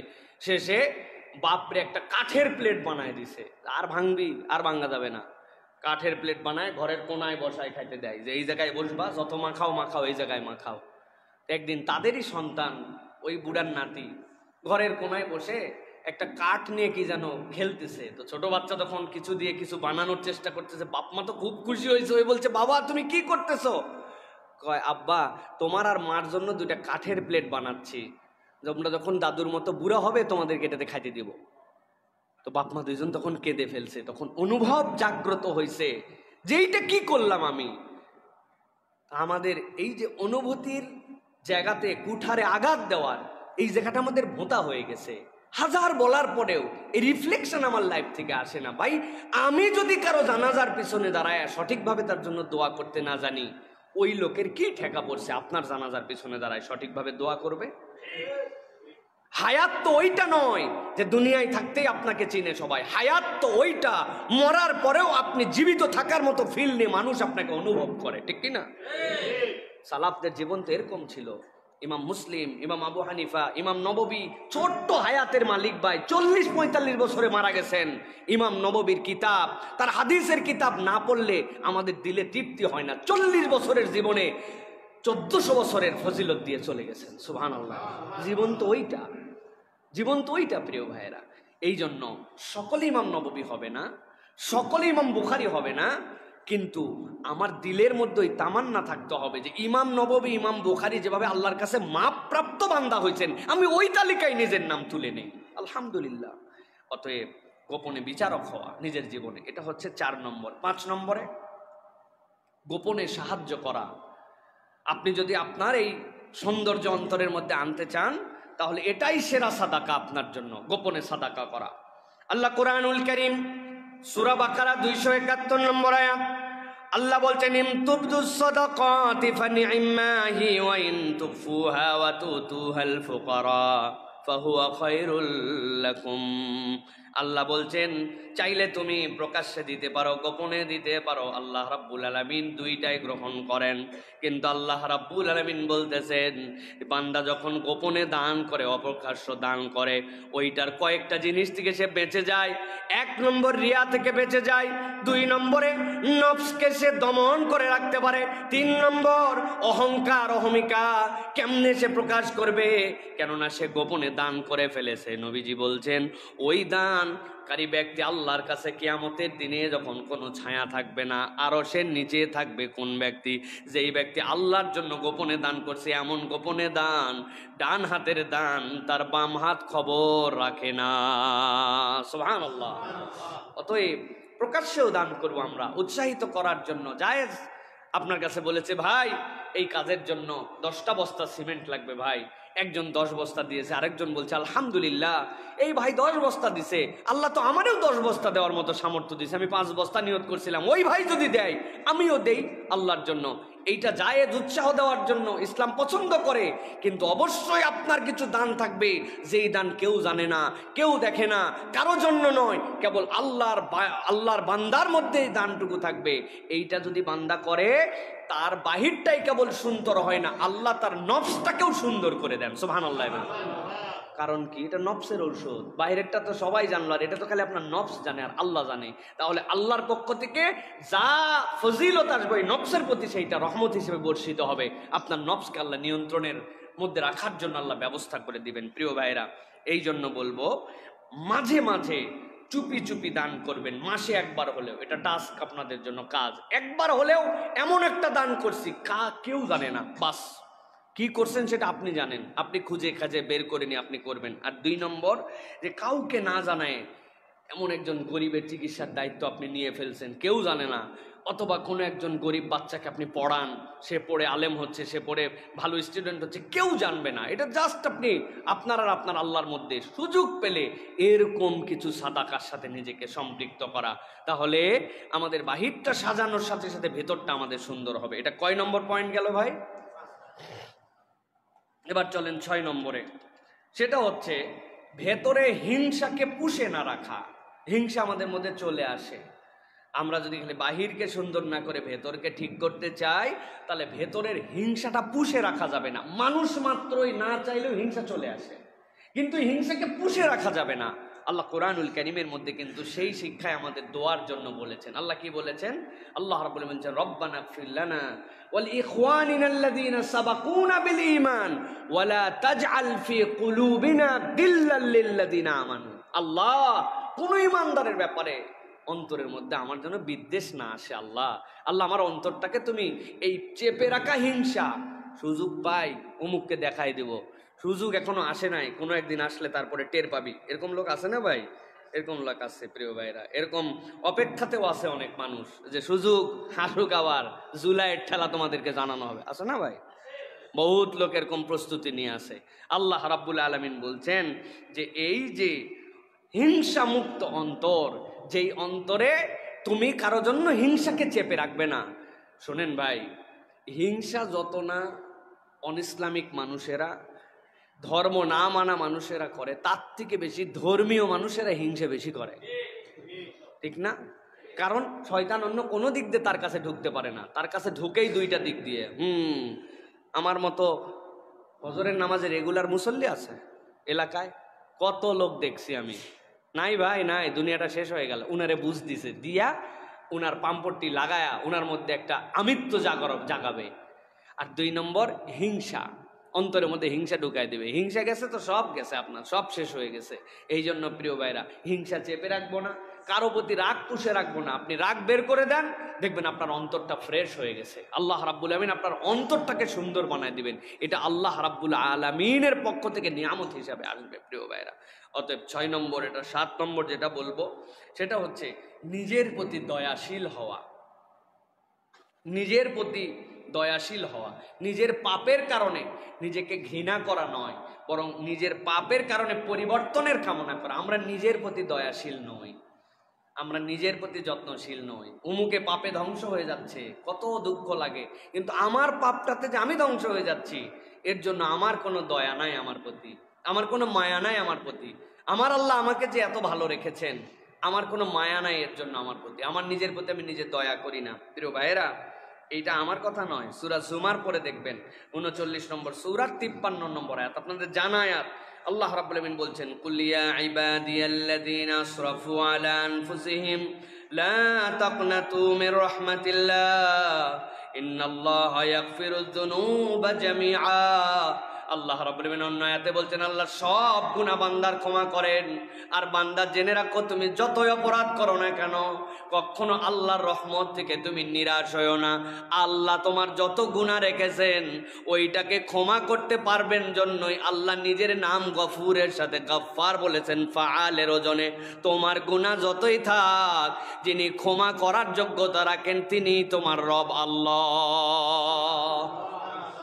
এই জন্য নিজের প্রতি একটা দয়াশীল হওয়া, গুনার উপর আর কতদিন থাকবো, আমি একটা পরিবর্তন হই, নিজের প্রতি একটু অনুগ্রহ করি, নিজের প্রতি একটু দয়া করি। চলেন না জীবনটা একটু বদলায় ফেলি, কতদিন আর একরকম চলবে? চলেন না একটুখানি আমরা আল্লাহর দিকে ডেডিকেটেড হয়ে যাই, একটু মোটিভেটেড হই, নিজেকে একটু উৎসাহ দেওয়ার চেষ্টা করি। এর নামই দয়া, নিজের প্রতি দয়া, একটুখানি নিজেকে এগিয়ে নেওয়ার জন্য চেষ্টা করা। প্রিয় ভাইয়েরা, এই জন্য একটা টাস্কের কথা বলবো, এটা যদি শপথের মধ্যে নিতে পারেন যে অনুতপ্ত গুনাহের পুনরাবৃত্তি যেন না হয়। কি বলেছি ভাই? যেই গুনার জন্য আমি অনুতপ্ত হয়েছি ওই গুনাহ আমার দ্বারা যেন না হয়, অনুতপ্ত গুনার পুনরাবৃত্তি যেন আমার দ্বারা না হয়। আপনি একটু হিসাব মিলান, কোন গুনাহ করার পরে আল্লাহর কাছে আমি লজ্জিত হয়েছিলাম, তওবা করছিলাম, আল্লাহ আমারে মাফ করে দে বলছিলাম। তার মানে আপনি এই গুনার জন্য অনুতপ্ত, এইটা যেন আমার জীবনে আর না হয়। এই বান্দা তো আল্লাহর ফেরেশতা হয়ে যাবে ইনশাল্লাহ, ঠিক কিনা ভাই? অতএব আমাদেরকে এটার জন্য চেষ্টা করতে হবে। 8 নম্বরে, সময়ের হিসাব কষা। অন্তরকে ঠিক করার জন্য সময়ের হিসাব কষে চলাফেরা করা। ওয়াল আসর ইন্নাল ইনসানা লাফি খুসর। আল্লাহ রাব্বুল আমিন সময়ের কসম করে বলেছেন, আমাদের অধিকাংশ অন্তর নষ্ট হয়ে যাওয়ার কারণ সময়ের হিসাব কষি নাই। আমরা আমাদের মতো করে সময়ের হিসাব বের করেছি। আল্লাহ যৎকিঞ্চিত স্বাবলম্বিতা দিয়েছে, কিন্তু চিন্তা করছে এখনই হজে যাব, এখনই উমরা করব, কেবল ব্যবসা শুরু করলাম, কত ধরনের ঠানাই পানায় কথা বলতে হয়, করতে হয়, ও করতে হয়, মেয়ের বিয়ে দিলাম না, এতগুলা বাচ্চা রয়ে গেছে। মানে আপনি সময়ের হিসাব বুঝতে পারেন নাই, আপনি আপনার মতো করে সময়ের হিসাব করছেন। বয়স হয় নাই, দাড়িগুলাও 2-1টা করে পাইকে গেছে, এখনই যদি দাড়ি ছাইড়ে দেই মান সম্মান আর থাকে না, এই জন্য উনি দাড়ি রাখে না। এরকম লোক আছে না ভাই আমাদের সমাজে? নামাজি কিন্তু লোক ভালো, কিন্তু দাড়ির বুঝ তার মধ্যে আসতেইছে না কোনোভাবে, উনি হিসাব উনার মতো করে মিলাইছে। ওই লাশের দিকে তাকালে আমার সবচেয়ে মায়া হয় পুরুষ মানুষের। আহারে, আল্লাহর সামনে কেমনে যাবে এই পুরুষ, বুড়া হয়ে গেছে। জানাজার পরে মুখ খুলে দেখি আগের দিনও হয়তো দাড়ি শেভ করছে, অথবা লাস্ট 3-4 দিন অসুস্থতার জন্য শেভ করতে পারে না, হালকা হালকা করে ভেসে উঠছে। এই লাশের দিক তাকালে আমার ভিতরে শিহরণ জেগে যায়। হাসরের দিন, তার আগে কবরের মধ্যে জিজ্ঞাসা করা হবে, দেখো তো এই যে তোমার কাছে যে কবরে পাঠানো হলো, এই লোকটাকে তুমি কি চিনতে পারো নাকি? ওমা হাযা রাজুলুল্লাযী বুইসা ফি কবরিক। তোমাকে যাকে দেখানো হচ্ছে নবী করিম সাল্লাল্লাহু আলাইহি সাল্লামকে আপনি কি দেখবেন, আর আপনি কেমনে তার উম্মতের পরিচয় দিবেন? পুরুষ মানুষের জন্য এটা বিরাট বড় একটা ভয়ের বিষয় প্রিয় ভাইয়েরা। সুতরাং এটাই কেবল একটা নয়, আর অনেক বিষয় আমাদের জীবনে আছে যেটা আমরা হিসাব করছি না, আমরা হিসাবের সাথে আমাদের জীবনের বাস্তবতায় মিলাই না প্রিয় ভাইয়েরা। আমাদের কতবার বলা হয় না, রমাদানে আসেন, আমরা 1-2 দিনের জন্য একটু এতেকাফ করি, হিসাব মিলাই না। কত কাজের অজুহাত দিয়ে জীবন ফাটায় ফেললাম, জীবনে একদিনের জন্য আল্লাহর জন্য ইতিকাফ করতে মন চায় না আমাদের। মানে আমরা হিসাব বরাবর করতে পারতেছি না, আমাদের ব্যস্ততার জিন্দেগি যেন শেষ হচ্ছে না। এই জন্য বাহিরের সাজানো আপনার কোনো কাজ দিবে না, অন্তর সাজাতে হলে সময়ের হিসাব আপনাকে করে চলতে হবে প্রিয় ভাইয়েরা। আপনাদের কাছে কি ফিল হয় জানি না, আমি তো খালি মনে হয় জুম্মাই পড়াই, দেখতে দেখতে 20 বার চলে আসে। আপনাদের কি মনে হয় ভাই? সুবহানাল্লাহ, কেমনে কি? আর আমার একটু চাপ বেশি যায়, আমার পড়ালেখা করা লাগে, জুমার খুতবা রেডি করা লাগে। আমি যদি এক আলোচনা 2 বছরের মধ্যেও 2য়-বার করি, আপনারা না বললেও আমার মিডিয়ার বন্ধুরা বলে হুজুর এটা তো পুরাতন ওয়াজ আছে। এটা আরেক চাপ, মানসিক চাপ এইটা। তো প্রিয় ভাইয়েরা, এই যে এত দ্রুত সময় চলে যাচ্ছে, আহারে কোন দিন জানি বিদায় চলে আসবে। আগের দিনই আসরের সময় চা খাইছে এক মুরব্বীর সাথে, গতকালকে মাগরিবের নামাজ পড়তে যাই শুনি মুরব্বী মারা গেছে। আয় হায়, জানাজা বললাম মাগরিবের নামাজের পরে আমাদের মহল্লায়। তো কত মানুষ কিভাবে হারাই গেল, সময়ের ফেরে চলে গেল। সুতরাং আমাদেরকে সময়ের হিসাবটা করতে হবে। সর্বশেষ পয়েন্ট যেটা বলবো প্রিয় ভাইয়েরা, অন্তরকে জাগানোর জন্য, সাজানোর জন্য এর কোনো আর বিকল্প নাই। সব কথার সামারি হচ্ছে আল্লাহর কাছে গোপনে কান্নাকাটি করা। আল্লাহর কাছে যদি আপনি গোপনে কাঁদতে না পারেন, এই ফ্লোর যদি আপনি বের করতে না পারেন, অন্তর আর যাই হোক জাগরুক করা বিরাট কঠিন ব্যাপার প্রিয় ভাইরা। আল্লাহ কোরআনুল কারীমের সূরা সাজদার মধ্যে বলেছেন, 32 নম্বর সূরার 16 নম্বর আয়াত, এরপর আমার আলাদা আলোচনা আছে। আল্লাহ বলছেন, তাতাজাফা জুনুবুহুম আনিল মাদাজি' ইয়াদউনা রাব্বাহুম খাওফান ওয়া তামা। আল্লাহ রাব্বুল আলামিন বলছেন, একদল লোক আমার আছে যারা রাতের কিছু অংশ তাদের পিঠকে মাটির সাথে লাগায় রাখে না, খাটের সাথে লাগায় রাখে না, উঠে যায়। উঠে যাওয়ার পরে আল্লাহ রাব্বুল আলামিনের ইতাআত এবং আল্লাহর ভয়ে তাদের চোখ দিয়ে পানি পড়ে। আল্লাহ বলছেন, এই বান্দাকে আল্লাহ এত পছন্দ করেন, কিয়ামতের হিসাব তো অনেক দূরের কথা, দুনিয়ায় থাকতেই তাকে ক্ষমা প্রাপ্তদের তালিকায় উল্লেখ করে আল্লাহ তারে কবরে নেন। এর পরীক্ষাই হবে না, ওইভাবে কন্ডিশন দিয়ে ওরে আল্লাহ রাব্বুল আলামিন কবরে নিয়ে যান। পরীক্ষা মুক্ত বান্দা আমার, কি কোয়ালিটি তার? আল্লাহ রাব্বুল আলামিন বলছেন, ইয়াদউনা রাব্বাহুম খাওফান ওয়া তামা। ওই বান্দার গুনাহগুনি হচ্ছে যে আল্লাহকে ডাকে আল্লাহ আমি কেমনে আপনার কাছে হিসাবে দাঁড়াবো? আল্লাহ আমি না চাইলেও তো আমার জীবনে ভুল হয়ে যায়, কেমনে আপনার সামনে আমি দাঁড়াবো? আমার উপযুক্ততাই নাই, এই ভয়। আর আল্লাহ যে তারে ডাকতে বলছেন ওই জন্য আল্লাহরে ডাকে, আর চোখ দিয়ে তার পানি পড়ে। আল্লাহ বলছেন আমার এই বান্দাকে আমি রব্বুল আলামিন পছন্দ করে ফেলেছি, সুবহানাল্লাহ। অথচ আমাদের ফুল লাইফে একদিনও খুঁজে পাওয়া যাবে না এইটা, পুরা জীবনেও একদিন নাই রে ভাই। রাতকে রাত বলে ঘুম হয় নাই হুজুর, ফজর পর্যন্ত আজকে বিছনায় শুধু ছটফট করছি, একটু ঘুমাতে পারি নাই। মাঝে মাঝে মানুষের এরকম হয়, কি কারণে হয় কেউ জানে না, হয় না এরকম ভাই মাঝে সারা রাত। আপনি কি করছেন? ছটফট করতে করতে ভাই, ছটফট না করে উঠে 2 রাকাত নামাজ আলাদা করে একটা ঘরে, যে বউ জানবে না, বাচ্চা জানবে না, চুরি করে আল্লাহর কাছে, আল্লাহর থেকে চুপে চুপে কানে কানে আল্লাহর কাছে গোপন গুনার ক্ষমা নেওয়া। আমি আমার ভাষায় এটা বলি, আপনি বলেন না কানে কানে কথা, আসলে কি কানে কানে কথা হয়? কিন্তু এটা হচ্ছে একটা আমাদের জন্য একটা টার্ম, এমন কথা যে কান টু কানে গেছে, মুখও নাই মনে হয়, এত কাছে, মুখ দিয়ে কান অনেক দূরত্ব, কিন্তু কানে কানে কথা হয়ে গেছে, এত গোপন কথা। আল্লাহর কাছে এরকম আল্লাহকে কানে কানে, আল্লাহর কানে কানে বলেন আপনি, দেখবেন ফিলিংসটা কেমন হয় প্রিয় ভাইরা। এটা হচ্ছে আমাদের জন্য সর্বশেষ প্রক্রিয়া প্রিয় ভাইরা। এই জন্য একাকী তাহাজ্জুদ এবং নিঃসঙ্গভাবে একটা টাইম বের করে আল্লাহর সাথে কানে কানে কথা বলা, এইটা যদি আমরা করতে পারি ইনশাল্লাহ আমাদের বাহিরটা কেবল নয় ভেতরটাও সুন্দর হবে। তাহলে আবার সবগুলো একটু মিলায়ে ফেলি আমরা প্রিয় ভাইরা। 1 নম্বর যেটা বলেছি অন্তরের ফিতরাত ঠিক রাখা, 2 নম্বর বলেছি গোপনে করা গুনাহ লুকিয়ে ঠিক করে ফেলা, 3 নম্বর বলেছি আত্মা কলুষিত হয়, বাহ্যিক তাহলে মূল্যহীন হয়ে যায়, এটার থেকে আমাদেরকে বেরিয়ে আসতে হবে। 4 নম্বর বলেছি গোপনেই নিজের বিচারক হওয়া, সেটা টাস্কও আপনাদের কাছে বলে দিয়েছি, দিনলিপিতে ভালো মন্দ লেখা এবং আত্মনিন্দার অভ্যাস করা। 5 নম্বর গোপনে সাহায্য করা, এটাই হচ্ছে সেরা সাদাকা। 6 নম্বর বলেছি ভেতরে হিংসা পুষে না রাখবো, সবাইরে ক্ষমা করে দিব, আল্লাহ থেকে ক্ষমা বুঝে নিব। 7 নম্বর নিজের প্রতি দয়াশীল হওয়া, পাপ দিয়ে নিজেকে ঘৃণা নয়, নিজেকে কল্যাণের দিকে তওবার দিকে এগিয়ে নেওয়ার শপথ নাও। 8 নম্বর বলেছি সময়ের হিসাব কষা, আর 9 নম্বর বলেছি আল্লাহর কাছে গোপনে কান্নাকাটি করা, অন্তর জীবিত হয়ে যায়। আমরা যদি এই কাজগুলি ছোট কিন্তু একটু যদি পরিবর্তনের নিয়তে শুরু করতে পারি তাহলে আল্লাহ আমাদের ভিতর বাহিরটাকে সুন্দর করে দিবেন, বলেন আল্লাহুম্মা আমিন। আল্লাহ আমাদের সকলের ভিতর বাহিরকে সুন্দর করে দেন, বলেন আল্লাহুম্মা আমিন।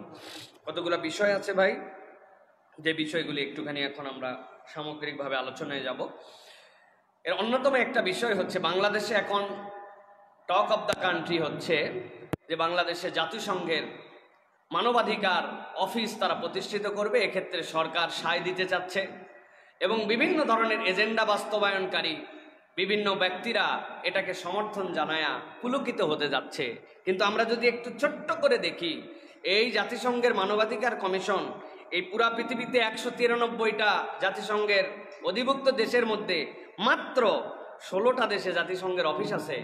তো মানবাধিকার আর এটা যদি এত গুরুত্বপূর্ণ হতো, পৃথিবীর সব দেশে তার অফিস খুলে ফেলার কথা, তোমরা সব দেশে অফিস খোলো না। এবং আজব ব্যাপার, পৃথিবীর সবচেয়ে বেশি জুলুম হয় যেই জায়গাগুলা, ভারত, চীন, মায়ানমার এবং ফিলিস্তিনের মুসলমানদের যেই জায়গাগুলি আছে যেগুলোতে মানবাধিকার লঙ্ঘন হয়, এর মধ্যে মুসলমান নিধনের দিক দিয়ে ভারত, চীন এবং মায়ানমার 1 নম্বর আছে। ওনারা আল্লাহর দয়ায় এইগুলাতে অফিস চোখে দেখে না, এইগুলাতে কিচ্ছু দেখে না, শুধু দেখে মুসলিম কান্ট্রি যেগুলো আছে ওইগুলার মধ্যে কিভাবে এই অফিস খোলা যায়। এখন জিজ্ঞাসা হচ্ছে মুসলিম কান্ট্রির প্রতি তাদের সদয় থাকতেই পারে, খুলুক অফিস যদি ভালো হয়, কিন্তু নেপথ্যের ঘটনা কি? নেপথ্যের ঘটনা যদি দেখা যায় তাহলে তাদের একটা চমৎকার স্লোগান আছে, সেটা হচ্ছে লিভ নো ওয়ান বিহাইন্ড, কাউকে বাদ দিয়ে নয়। কথা ঠিক না ভাই? কাউকে বাদ দিয়ে নয়, এর মানে কি জানেন? কাউকে বাদ দিয়ে নয় মানে আপনি পুরুষ হন, নারী হন, সমকামী হন, LGBTQ হন, যা হন, কাউকে বাদ দিয়ে নয়, সকলকে সাথে নিয়ে। আপনার তো একমতের সাথে না? আহা, ওরা কৌশলে মুসলমানদের মধ্যে এইগুলা ছড়াই দিতে চায়। মুসলমানদের জন্য ওদের কোনো প্রীতি যদি উতলায় উঠতো তাহলে আমরা তাদের কাছে জিজ্ঞাসা করতে চাই, মানবাধিকারের সংজ্ঞা কি আপেক্ষিক? মানবাধিকারের সংজ্ঞা কি আপনাদের সার্বজনীন?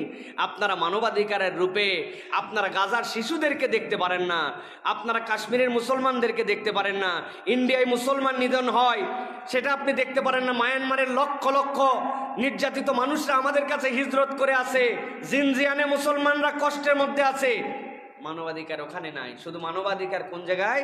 এইগুলো জায়গাতে তারা অফিস খুলতে চায়। এই জন্য আমাদের পক্ষ থেকে জোর প্রতিবাদ থাকবে যে ইন্টারিম গভর্নমেন্ট সহ যারা দায়িত্বশীল আছেন, আপনাদের কাজ এইগুলা নয়।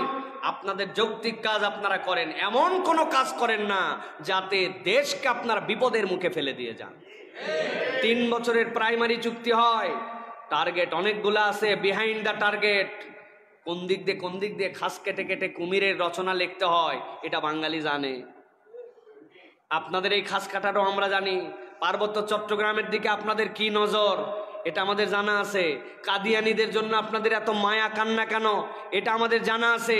এই দেশের সভ্যতা সংস্কৃতির সাথে সমকামিতা, পুরুষ রূপী মহিলা, মহিলা রূপী পুরুষ, এর সাথে আমাদের দূরতম সম্পর্ক নাই। এটা নিয়ে আপনাদের ইন্টারেস্টের পয়েন্ট আমাদের জানা আছে। অতএব এই সকল কূট কৌশল এদেশে বাস্তবায়ন করতে যদি চান, আর এই বাস্তবায়ন করার ক্ষেত্রে যারা সহযোগিতা করতে চায়, আমাদের যদি এর বিপক্ষে প্রতিবাদ, এর বিপক্ষে যদি দাঁড়াতে হয়, বাংলাদেশের প্রত্যেকটা মুসলমান তাদের জান প্রাণ দিয়ে দাঁড়াবে, কিন্তু এই সকল অপসংস্কৃতি প্রতিষ্ঠিত হতে দেবে না। ঠিক কিনা? এই জন্য আমরা ঠান্ডা মাথায় আপনাদেরকে বলতে চাই যে আমরা সকল যৌক্তিক কাজ, পজিটিভ কাজ, দেশ গঠনের কাজের সাথে আমরা আছি, কিন্তু আপনারা আমার ঈমান, ইসলাম এবং এই সকল বিষয়ের যদি আপনারা হাত দেওয়ার চেষ্টা করেন, এই অপকৌশল যদি ঢুকানোর চেষ্টা করেন, তাহলে কিন্তু আপনারা এর বাধা পাবেন। তারা আমাদের কাছে আসে নিরাপত্তা নিয়ে, স্বাস্থ্য নিয়ে, শিক্ষা নিয়ে, বিচার নিয়ে, এইগুলো আমাদের কাছে আসে। এবং একদল নারীবাদী নামধারী ব্যক্তিবর্গ আছেন যারা এগুলা বুঝে না বুঝে এনজিওদের এজেন্ট, বিদেশ থেকে তাদের টাকা আসে না, এই সকল ফান্ডিং, এই সকল কাজ না করলে এই এনজিওবাদী যে সকল গভর্নমেন্টের লোক আছে তাদের একদল কুলাঙ্গার এটার পিছনে ইন্ধন দেয়।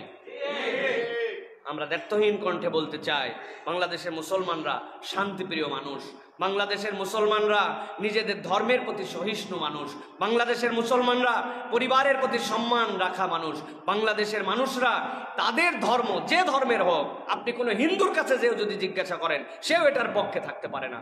অতএব আমরা বলবো এই সকল দেশীয় মূল্যবোধের বিপক্ষে যে অসৎ উদ্দেশ্য নিয়ে ক্লিয়ার না করে এরকম কোনো কার্যক্রমকে আমরা সমর্থন করি না। আল্লাহ আপনাদের বিবেচনা বোধকে জাগ্রত করুক এবং এই সকল অফিসগুলোকে যেখানে দরকার সেখানে পাঠানোর মতো তৌফিক দান করুক। আমাদের এই সকল কোনো অফিসের দরকার নাই। প্রিয় ভাইয়েরা, কয়েকটা প্রশ্ন এসেছে, আমরা প্রশ্ন উত্তর দিয়ে শেষ করে দেব ইনশাআল্লাহ। একজন প্রশ্ন করেছেন, মাথা ব্যথা আমার কমে না এবং শরীরের দুর্বলতাও যায় না, দয়া করে এর জন্য কি কোনো রুকিয়া আছে, আমাকে জানাবেন। প্রিয় ভাইয়েরা, রুকিয়া শারঈয়া এটা আল্লাহ রাব্বুল আলামিনের পক্ষ থেকে দেওয়া নবীজি সাল্লাল্লাহু আলাইহি সাল্লামের অন্যতম একটা নিয়ামত। আমরা যত ধরনের ট্রিটমেন্ট করি সাথে রুকিয়া শারঈয়া আমাদের জন্য গুরুত্বপূর্ণ। মাথা ব্যথার জন্য অনেকের আছেন মাথা ব্যথা অকারণে, এটা ছাড়ে না, আপনি একটু চোখটা দেখান, মাইগ্রেনের প্রবলেম আছে কিনা দেখান, অথবা ডাক্তারের ভালো একজন ডাক্তারের পরামর্শ নিয়ে যদি সিটি স্ক্যান করা লাগে, অনেক সময় ইন্টারনাল অনেক বিষয় থাকে, অনেক হিলিং হয়, এইগুলোর জন্য অনেক কিছু থাকতে পারে। সাথে সাথে রুকিয়ার একটা দিক হচ্ছে 7 বার সূরা ফাতিহা পড়া, প্রত্যেকবার আলাদা আলাদা করে পড়ার পরে আপনার মাথার যে অংশে ব্যথা সেই অংশে আপনার ফু দেওয়া। মাথায় ফু দেওয়ার ক্ষেত্রে হাতের মধ্যে ফু দিয়ে এরপরে কপালে নেওয়া এবং এইভাবে আপনার জন্য 7 বার করে সূরা ফাতিহা পড়া, এইটা হচ্ছে 1 নম্বর রুকিয়া। সূরা ফাতিহা হচ্ছে শিফা। 2 নম্বর যেটা, সেটা হচ্ছে 3টা কুল, যেটা আমরা গা বন্ধের জন্য পড়ি, ইখলাস, ফালাক, নাস। রাসূলুল্লাহ সাল্লাল্লাহু আলাইহি ওয়াসাল্লাম এরপরে ফু দিতেন মাথার থেকে কপালের সামনে দিক, আমরা অনেক পেছন দিকে করি, পেছনে না, এটার যে ময়েশ্চারটা ফু দিলেন ওইটা কপাল সহ ধরে আপনার পুরা গা, ইখলাস, ফালাক, নাস 3টা পরে ফু দিয়ে একবার, আবার একবার, আবার একবার, 3 বার। এটা 2 নম্বর আমল। এই 2টা আমল যদি আপনি করেন ইনশাআল্লাহ, সাথে যদি ট্রিটমেন্ট যেগুলি আছে সেগুলো যে গ্রহণ করেন, আল্লাহ চাইতো ইনশাআল্লাহ আপনার মাথা ব্যথা চলে যেতে পারে ইনশাআল্লাহ। আর একটা বিষয় হচ্ছে যে আমাদের অনেক সময় আমরা আমাদের শারীরিক শক্তি পাই না, এটার সাথে কিন্তু একটা জড়িত আছে। শারীরিক দুর্বলতার কারণেও মানুষের মাথা ব্যথা হতে পারে। সেই ক্ষেত্রে সূরা মুলকের 4 নম্বর আয়াত অনেক সালাফরা পড়তে বলেন, ফারজি'ল বাসারা কাররাতাইন ইয়ানকালিব ইলাইকাল বাসারু খাসিআন ওয়া হুয়া হাসির। আপনি যদি এইটার আমল সকাল সন্ধ্যা এই সূরা মুলকের 4 নম্বর আয়াত, এই আয়াতটা পড়েন, তাহলে আল্লাহ রাব্বুল আমিন আপনার একটা শারীরিক সক্ষমতা দান করবেন। আর একটা দোয়ার কথা বলা হয় নিজের উদ্যম বৃদ্ধির জন্য, এই দোয়াটি অনেক কার্যকর। আল্লাহুম্মা ইন্নী আসআলুকা কুওয়াতা ফি তাআতিক ওয়া নাশাতান ফি ইবাদাতিক। আল্লাহ, আপনি আমার শারীরিক সক্ষমতা বৃদ্ধি করেন, ওয়া নাশাতান ফি ইবাদাতিক, আর আপনার ইবাদতে আমার উদ্যম বাড়ায় দেন। সাথে প্রত্যেক রোগের সাথেই কোরআনের 2টা মেডিসিন ডাইরেক্ট, এই 2টা গ্রহণ করার জন্য চেষ্টা করবেন। একটা হচ্ছে বেশি বেশি করে মধু খাওয়া, আর 2 নম্বর হচ্ছে বেশি বেশি করে আল্লাহ রাব্বুল আলামিনের জিকিরের মধ্যে নিজের নফসকে জড়িত রাখা। এই 2টা ডাইরেক্ট মেডিসিন। এটা যদি করেন ইনশাআল্লাহ আপনার মাথা ব্যথা চলে যেতে পারে, এবং ইনশাআল্লাহ আল্লাহ চাইলে আপনি আপনার শরীরে সক্ষমতা আবার ফেরত পাবেন ইনশাআল্লাহ। একজন জিজ্ঞাসা করেছেন, কাউকে না জিজ্ঞাসা করে হোয়াটসঅ্যাপ গ্রুপে যুক্ত করা হয়। আমি অনেক গ্রুপে জানি না আমাকে ঢুকিয়ে ফেলা হয়, মেসেঞ্জার গ্রুপে অ্যাড করা হয়। এমন অনেক গ্রুপ আছে যেগুলো আমাকে বিব্রত করে ফেলে, অথচ এই মানুষগুলাকে কিছু বলতেও পারি না। শরীয়তকে এটা অ্যালাউ করে? প্রিয় ভাইয়েরা, খুব চমৎকার একটি জিজ্ঞাসা এটি আমি মনে করি। কেননা এখন হোয়াটসঅ্যাপ গ্রুপ একটা কেউ বানালো, আপনার নাম্বারটা আছে, মন চাইলো তার গ্রুপের মধ্যে আপনাকে ঢুকালো, ঢুকানোর একটা উদ্দেশ্য আছে, এরপরে বিভিন্ন লিঙ্ক শেয়ার করলো, রাত দিন আপনার আর কোনো কথা নাই, আপনার মোবাইল খালি নোটিফিকেশান। হঠাৎ করে গ্যালারিতে ঢুকে দেখবেন 500 ছবিতে গ্যালারি ভরে গেছে, কিরে আমি তো এই ছবিই তুলি নাই, পরে দেখবেন অমুক গ্রুপে ঢুকাইয়া কেউ একটা শেয়ার করছে, আর এইটা আপনার নোটিফিকেশানের ঠেলায়, আর আপনার এই কোনো দুনিয়ার কাজ করা চলবে না। প্রিয় ভাইয়েরা, শরীয়তে বিষয় কি বলে? শরীয়ত 3টা দিকের নির্দেশনা এখানে দেয়। 1 নম্বর, ইসলাম শিষ্টাচার শিখিয়েছে। আল্লাহ রাব্বুল আমিন কোরআনুল কারীমের মধ্যে সূরা নূরের মধ্যে কি বলেছেন? আল্লাহ বলছেন, ইয়া আইয়ুহাল্লাযীনা আমানু লা তাদখুলু বুয়ুতান গায়রা বুয়ুতিকুম। একজন আরেকজনের বাড়িতেই ঢুকবে না, হাত্তা তাস্তানিসু ওয়া তুসাল্লিমু আলা আহলিহা। অনুমতি আর সালাম না দিয়ে ঢোকাই যায় না। এখন আপনার কাছে মোবাইল নাম্বার দিছে, আপনি কোন শিষ্টাচারে? জিজ্ঞাসা নাই, কিচ্ছু নাই। অমুক বাজার গ্রুপ, তমুক ব্যবসায়িক সমিতি, তমুক ফটোগ্রাফ সোসাইটি, তমুক অ্যালুমনাই, আপনার যা মন চাইছে এই গ্রুপের মধ্যে আপনি তারে ঢুকাই ফেলছেন। 1 নম্বর, আপনি শিষ্টাচারের বহির্ভূত কাজ করেছেন। 2 নম্বর কি করেছেন? 2 নম্বর, ব্যক্তিগত নাম্বার আমানত। নবীজি বলছেন, ইমানদারের রক্ত আমানত, সম্পদ আমানত। আপনার এসে কি অনুমতি দিছে যে আপনি যেই গ্রুপে মন চায় এই গ্রুপে ঢুকাবেন? আপনি তার নাম্বারটা পাইছেন, সেভ করছেন, আর মনে করছেন মাশাআল্লাহ। আরো তো অনেকে আছে, ভিআইপি লোকের নাম্বার আছে, আপনার যে নাম্বার আছে, হ ভাই দিয়ে দিলাম, তুই কল করে দেখ।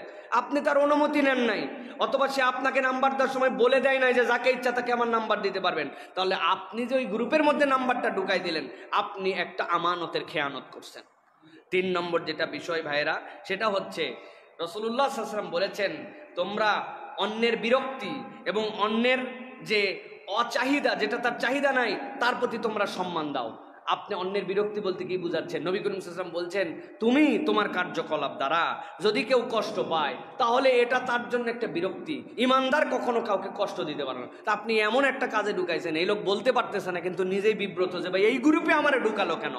এটা আমাদের একটা জেনারেল প্র্যাকটিস হয়ে গেছে প্রিয় ভাইরা। সাথে সাথে আমরা ফেতনাতেও ফেলতেছে অনেককে।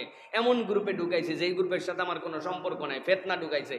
আমারে যে কত গ্রুপে ঢুকাইছে, এর মধ্যে মহা গ্রুপ আছে, সকাল সন্ধ্যা রবি, এয়ারটেল, অমুক তমুক অফার।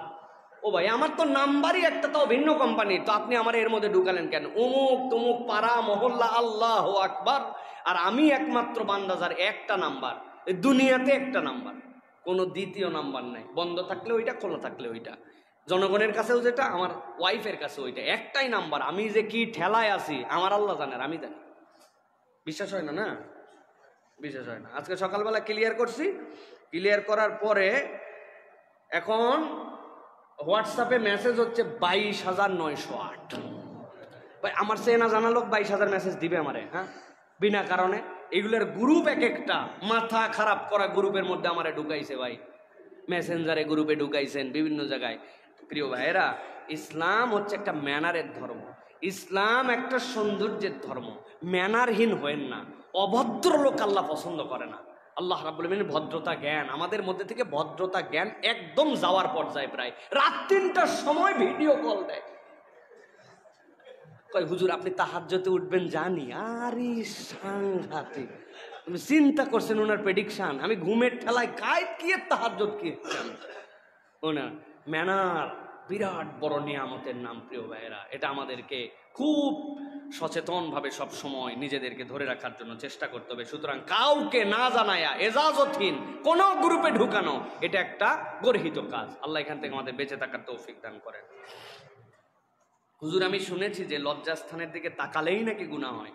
তাহলে নাভির নিচের অবাঞ্ছিত পশম কাটার সময় তো লজ্জাস্থানের দিকে তাকাতে হয়, তখন তাকালে কি গুনাহ হয়? প্রিয় ভাইয়েরা, প্রথম কথা হচ্ছে যে লজ্জাস্থানের দিকে তাকালেই গুনাহ হয়, এটা মানে কোন লজ্জাস্থান? এটা তো আপনাকে আগে বুঝতে হবে ভাই। আপনি আপনার বৈধ যে এটা সেই জায়গার কথা ভিন্ন, অবৈধভাবে তো তাকানোটাই গুনাহ। তাহলে আপনি আপনার যেই কাজ আল্লাহ রাব্বুল আলামিন রাসূলুল্লাহ সাল্লাল্লাহু আলাইহি ওয়াসাল্লাম দায়িত্ব দিয়েছেন সেই লজ্জাস্থানে আপনি যদি আপনার পরিষ্কার পরিচ্ছন্নতার দিকে তাকান, এটা গুনাহ হবে না। সুতরাং আপনার এই জানাটার মধ্যেই গ্যাপ আছে। লজ্জাস্থানের দিকে তাকালেই গুনাহ হয়, এটা সঠিক কথা নয় প্রিয় ভাইরা। আল্লাহ রাব্বুল আলামিন কোরআনুল কারীমের মধ্যে বলেছেন, হুন্না লিবাসুল লাকুম ওয়া আনতুম লিবাসুল লাহুন্না। স্বামী স্ত্রী একে অপরের পোশাকের মতো, সুতরাং তারা তাদের মতো করে নিজেরা একত্রিতে তাদের জীবন যাপন করবেন। এখন সেখানেও যদি আপনি গুনাহ খুঁজে বেড়ান তাহলে তো বড় মুসিবত। নবী করিম সাল্লাল্লাহু আলাইহি ওয়াসাল্লাম তো এটাকে সওয়াব বলছেন। ইয়া রাসূলুল্লাহ, রাত্রে আমি আমার স্ত্রীর সাথে থাকি, এইটা কেমনে সওয়াব? বলেন, তুমি যদি তোমার স্ত্রীর সাথে না থাকতে তাহলে তোমার এই জৈবিক চাহিদা চরিতার্থের জন্য অন্য কোথাও যেতে যাওয়া লাগতে পারতো, চাহিদা তৈরি হতে পারতো। অন্য কোথাও গেলে কি তোমার গুনাহ না সওয়াব হতো? গুনাহ। তাহলে তুমি বৈধ জায়গায় আসো, আল্লাহ তোমার জৈবিক চাহিদা তুমি পূরণ করো, আর আমলনামায় আল্লাহ সওয়াব লেখেন। সুবহানাল্লাহ। সুতরাং রব আমাদের জন্য দয়াদ্র। ইসলাম কঠিন নয়। অবান্তর কোনো প্রশ্ন করে এই জায়গাতে আপনার নিজের অন্তরের মধ্যে নিজে পেরেশানি তৈরি করার দরকার নেই। আপনি তো চোখ বন্ধ করে কাম করেন, তো কাইটা মাইটা সব গেলে তো বিরাট বড় মুসিবত। আল্লাহ আমাদেরকে হেদায়েত দান করুক। আমার ঘরে ছোট বাচ্চা আছে, সে পুতুল নিয়ে খেলতে পছন্দ করে। প্রশ্ন হলো, ঘরে পুতুল রাখা যাবে কিনা? প্রিয় ভাইরা, বাচ্চা কাচ্চা যখন পুতুল নিয়ে অনেকেই খেলাধুলা করে, শরআন যে এই পুতুলের অবয়ব না দিয়া, মানে লুকি পুতুল, লুকি একটা খেলনা ডল, এটা জায়েজ। কিন্তু আলাদা করে চোখ বানায় দেওয়া, আলাদা করে নাক বানায় দেওয়া, অবয়ব দেওয়া, এই পুতুল দিয়ে বাচ্চাদেরকে খেলতে দিবেন না। আমরা ছোটবেলায় দেখেছি ওই যে ঝাঁটার কাঠি দিয়া একটা কাপড় এরকম করে দিয়ে দুই দিক দিয়ে এরকম করে হাত ঢুকায়া নিচ দিকে, আম্মা দেখছি আমার ছোট বোনদেরকে ওই জায়গায় একটুখানি টাইট করে বেঁধে দিয়ে একটা লুক বোঝা যাইতো যেটা একটা পুতুলের মতো, সেটা নিয়ে খেলতো। কিন্তু বাহ্যিক হাত আছে, চোখ আছে, একদম হুবু ডল মানুষের মতো, এইগুলা দিয়ে খেলতে দিবেন না। এবং অনেকেই হয়তো বলবেন এগুলো দিয়ে খেললে কি হয়? প্রিয় ভাইরা, দুইটা জিনিস হয়। একটা হচ্ছে আসনামের সাথে সাদৃশ্য হয়, এটা ইসলাম পছন্দ করে না, যে একটা অন্তর ছাড়া কিছুর অবয়ব তার সাথে আসুক। দুই নম্বর, শুনলে আপনারা ঘাবড়ায় যাবেন, এই সকল জিনিসের মধ্যে খারাপ শয়তানরা আশ্রয় নেয়। শয়তান আশ্রয় নেবে কোথায়? এইগুলা জায়গার মধ্যে আশ্রয় নেয়। এই যে বাচ্চা কাচ্চা কান্নাকাটি করে, জেদ খিসানি, কথা শোনে না, এলোমেলো আচরণ, এইগুলার থেকে অনেকাংশে হয়। সুতরাং এইটা নাজায়েজ নয়, হারাম নয়, কিন্তু অবয়ব ছাড়া তাকে খেলতে দিতে হবে। প্রিয় ভাইরা, আম্মাজান থেকেও এরকম বর্ণনা আসছে, তিনি ছোট ছিলেন, তিনি এরকম জিনিস নিয়ে খেলেছেন। সুতরাং এটা জায়েজ, কিন্তু এখান থেকে পরহেজ থাকা আমাদের জন্য ভালো। আল্লাহ আমাদেরকে বোঝার তৌফিক দান করেন। আমার বাবা মারা গেছেন কয়েক মাস হলো, কিন্তু আমি স্বপ্ন দেখি যে তিনি এখনো জীবিত আছেন, আমাকে ব্যবসা বাণিজ্য করার জন্য গুরুত্ব দিচ্ছেন, এরকম স্বপ্ন প্রায় দেখি। প্রিয় ভাইরা, এটা কোনো খারাপ স্বপ্ন নয়। বাবা মাকে মারা যাওয়ার পরে যারা ফিল করেন, মোহাব্বত করেন বাবা মা, সুতরাং আপনি সেই হিসাবে আপনি এই জায়গাতে আপনার পিতামাতার জন্য দান সাদাকা করবেন, তার জন্য আল্লাহ রাব্বুল আলামিনের কাছে ক্ষমার জন্য দোয়া করবেন। সাথে সাথে মনে রাখবেন, সব স্বপ্নই আর রুইয়া as-সাদিকা as-সালিহা হয় না। স্বপ্ন দেখলাম মানে আব্বা আমারে বলতেছে ব্যবসা বাণিজ্য কর, ভালো করে কর, মানে এটাও সবসময় আপনার সত্য স্বপ্ন হবে না। আপনারে শয়তান উল্টা ধোকায় ফেলতে পারে যে তোর বাপ মরে গেছে, এখন তুই ব্যবসা বাণিজ্য করে দুনিয়ার মধ্যে আরো বেশি নিমজ্জিত হয়ে যা, আখেরাত করার সময় আছে। তোর আব্বা মরছে 70 বছর বয়স, আর তোর বয়স কেবল 35, ব্যবসা কর, ভালো করে ব্যবসা কর। আপনারা দিন থেকে সরানোর জন্য ধোকা দিতে পারে। সুতরাং স্বপ্ন মানেই সত্য, স্বপ্ন মানেই কেবল পজিটিভ ব্যাখ্যা হবে এরকম না। আর দ্বিতীয় একটা কথা সবসময় আমি বলি, স্বপ্নের ব্যাখ্যা আপনারা প্রশ্ন উত্তর দিয়ে শুনতে চাবেন না। স্বপ্নের ব্যাখ্যার জন্য সুন্নাহ রাসূল হচ্ছে ফজরের নামাজের পরে আপনার পছন্দনীয় যে ইমাম, খতিব, ব্যক্তি, আলেম, তার কাছে যে বলবেন যে হুজুর এরকম একটা স্বপ্ন দেখছি। কেননা নবীজি এই সময় মসজিদ নববীতে উল্টা দিকে বসে স্বপ্নের তাবির করতেন। সবচেয়ে বেস্ট ব্যাখ্যাটা আল্লাহ জেহেনের মধ্যে, যেহেতু এটার কোনো মানদণ্ড নাই, এটা জেহেনের উপরে আমলি ব্যক্তিরা এটার বর্ণনা দেন, সুতরাং ওই বেস্ট ব্যাখ্যাটা তখন হবে। এখন কবে স্বপ্ন দেখছেন, কবে প্রশ্ন পাঠাইছেন, আমি কবে উত্তর দিচ্ছি, ঘটনা যা আসলে কি নাও মিলতে পারে। আমি আমার প্রেডিকশনের আলোকে কমন উত্তর দিলাম। বেস্টটুকু জেনে নেবেন। কোনো হাফেজ, আলেম, কারি, ইমাম, আল্লাহওয়ালা ব্যক্তি যার প্রতি আপনার হোসনে জন আছে, ঠিক ফজরের নামাজের পরে তার কাছ থেকে স্বপ্নের ব্যাখ্যা জেনে নেওয়ার চেষ্টা করবেন। স্ত্রী স্বামীকে ডিভোর্স দিতে পারবে কিনা? জি, স্ত্রী স্বামীকে ডিভোর্স দিতে পারবে। তার জন্য শরঈ বিধিবিধান আছে। স্ত্রী স্বামীকে বলবে 1 তালাক, 2 তালাক, 100 তালাক, এইভাবে কোনো তালাক স্ত্রীর পক্ষ থেকে পতিত হবে না। স্ত্রীর তালাকের এজাজত দেওয়া থাকবে, এরপরে কাজীর কাছে সেটা যাবে। কাজী এরপরে স্ত্রীর পক্ষ থেকে স্বামীর কাছে ওইটা প্রেরণ করবেন যে আমার এই যৌক্তিক কারণে আমি আমার স্বামীর থেকে আমি বিচ্ছেদ নিতে চাই। কাজী যখন সেটা দেখবেন, দেখার পরে তারপরে সেই নোটিশটা তার কাছে যাবে। স্বামী এরপরে সেইটাতে স্বাক্ষর বা অ্যাকসেপ্ট করলে তারপরে ওইটা হচ্ছে তার পক্ষ থেকে তালাক হবে। তো স্ত্রীর পক্ষ থেকে আবেদন যাবে, স্বামী এরপরে তালাক দিবে। বিষয়টা এরকম নয় যে স্ত্রী বলে দিল স্বামী 3 তালাক, আপনি তালাক হয়ে গেল, এরকম নয়। বরং স্ত্রীর পক্ষ থেকে প্রস্তাবনা যাবে, স্বামীকে যৌক্তিকভাবে কাজী বলবে এখন তোমার স্ত্রীকে তুমি তালাক দাও, এরপরে স্ত্রীকে তালাক দিবে, তালাক হবে এইভাবে। কেননা মেয়েরা আবেগী হন, মেয়েদের সব কন্যার অনেক বেশি থাকে। তালাক যদি স্বামীর মতো স্ত্রী দেওয়ার নিয়ম থাকতো, দেশে একটাও বিয়ে থাকতো না। তোমারে বলছি লাল শাড়িটা আনার কথা বেনারসি, তুমি 3 মাস ঘুরায় আমার জন্য নিয়ে আইছো টাঙ্গাইলের শাড়ি, 3 তালাক। জোরে জোরে বলেও নাই, হয়তো ভিতরে ভিতরে বলছে তরে তালাক চা, কিন্তু এই জোর তরে তালাক বললেও তো কাম সারা। এই জন্য আল্লাহ রাব্বুল আলামিন এই ফিতরাত, নারীদের সফট, নারীদের মানে তাদের মনের যে অবস্থা, এইগুলার বিবেচনা করে আল্লাহ রাব্বুল আলামিন এই জায়গাটাকে এই প্রক্রিয়ায় রেখেছেন। কিন্তু এটা যে হবেই না একদম সেটা না, সিস্টেমের মধ্যে হবে।